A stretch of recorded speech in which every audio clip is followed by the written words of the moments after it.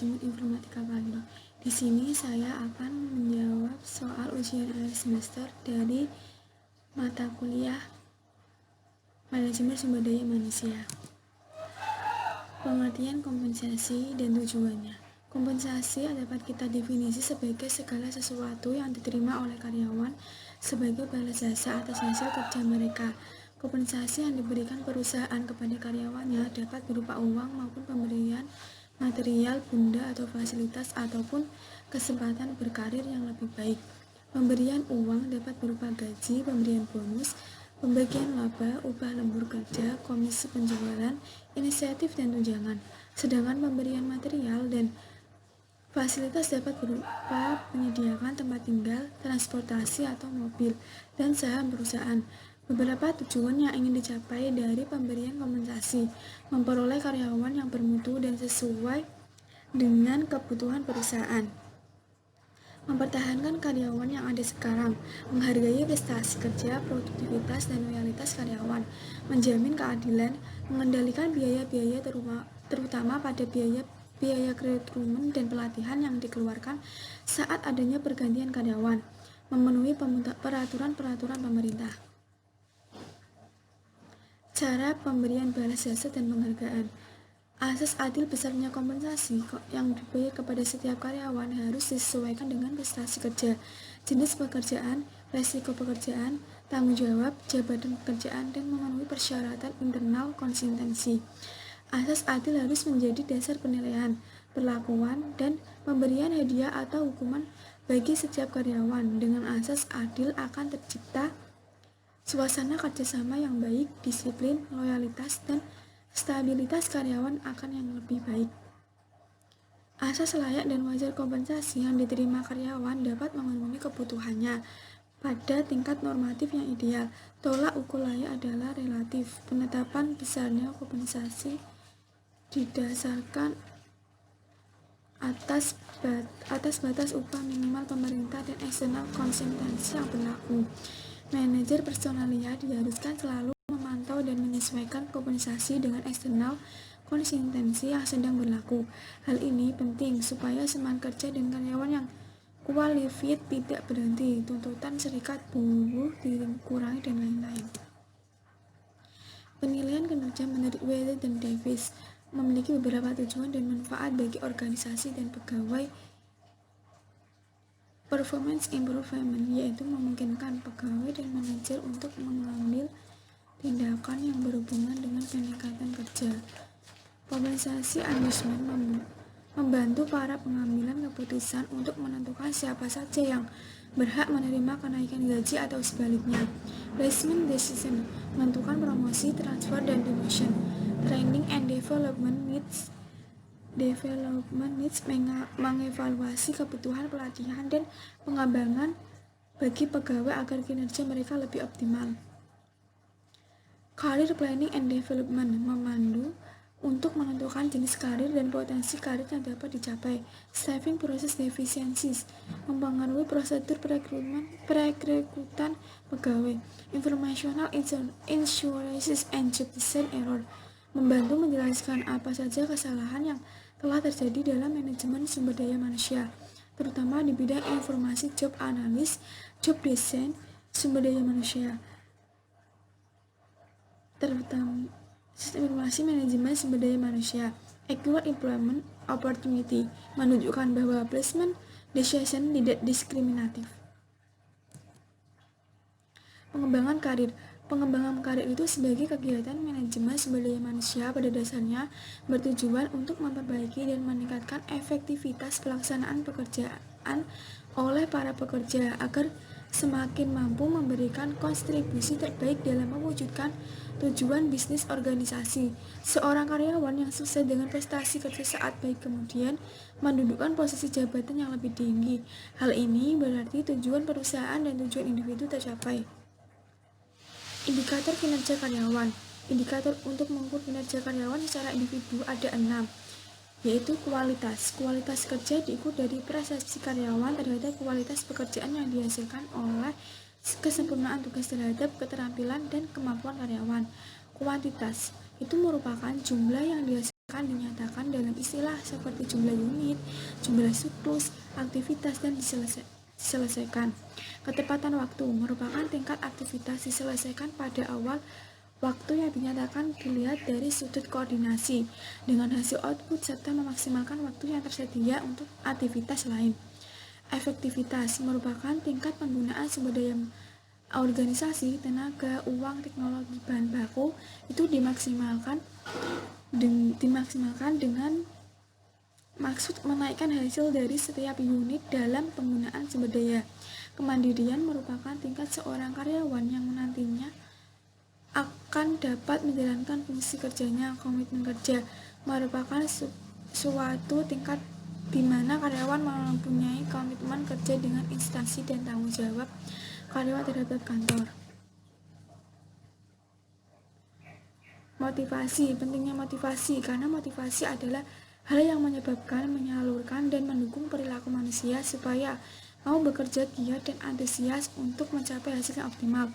Motivasi itu semakin penting karena manajer membagikan pekerjaan pada bawahannya untuk dikerjakan dengan baik dan terintegrasi kepada tujuan yang diinginkan.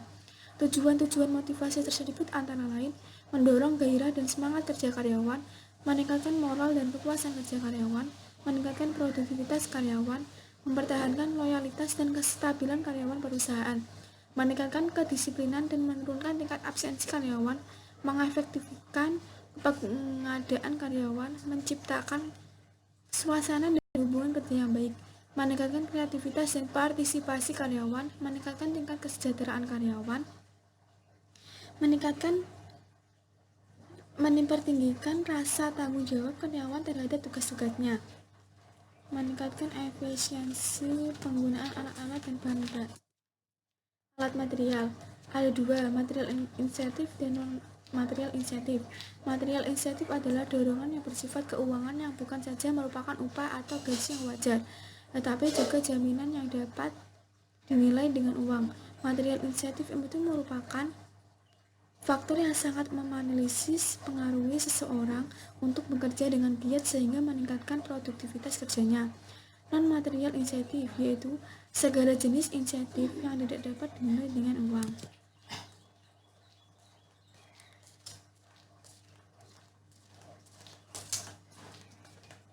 Pengertian PHK. Pemutusan hubungan kerja adalah pengakhiran hubungan kerja karena suatu hal tertentu yang mengakibatkan berakhirnya hak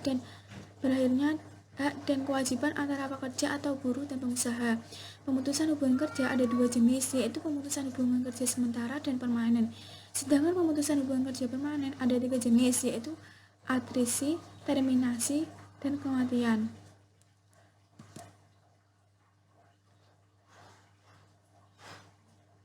Langkah dan prosedur PHK menurut Undang-Undang Nomor 13 Tahun 2003 tentang Ketenagakerjaan UUK yang baru berlaku, pekerja atau buruh yang mangkir selama 5 hari kerja atau lebih berturut-turut dapat diputus hubungan kerjanya, dan pemutusan hubungan kerjanya ini itu dianggap sebagai suatu pengunduran diri. Namun pengusaha baru dapat memutuskannya setelah pekerja atau buruh yang bersangkutan setelah dipanggil 2 kali secara patut dan tertulis, dan pekerja atau buruh yang bersangkutan tidak dapat memberikan keterangan secara tertulis yang dilengkapi dengan bukti yang sah terhadap pemutusan hubungan tersebut, maka pekerja atau buruh yang bersangkutan berhak menerima uang penggantian hak sebagai berikut: cuti tahunan yang belum diambil dan belum gugur, biaya atau ongkos pulang untuk pekerja atau buruh dan keluarganya ke tempat di mana pekerja atau buruh diterima bekerja, penggantian perumahan serta pengobatan dan perawatan ditetapkan 15%.